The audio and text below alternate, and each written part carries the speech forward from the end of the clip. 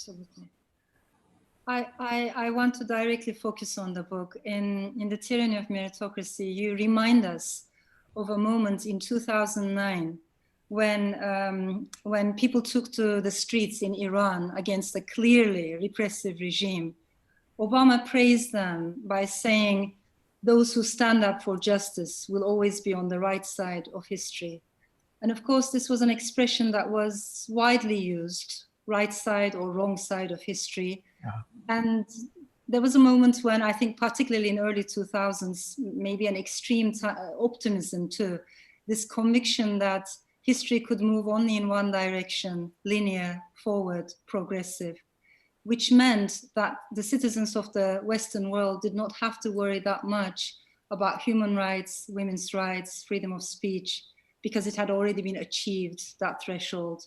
And it was maybe us, those in liquid lands, I come from Turkey, who had to worry about such values. Right.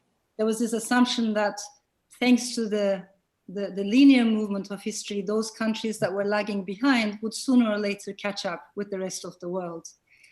And I think that was very, very problematic. Perhaps there was also this, it was wrong to forget that many scholars have actually warned us against that kind of convictions, especially Frankfurt School thinkers, in my opinion, who have observed the rise of totalitarianism, telling us that history doesn't necessarily always go forward, actually. You can't take it for granted. And I come from a country where we have seen a rise of nationalism, Islamism, populist authoritarianism, and in my opinion, alongside these, a rise in sexism, misogyny, gender violence, and homophobia. So if it is true that countries can slide backwards, maybe we women and minorities need to be even more concerned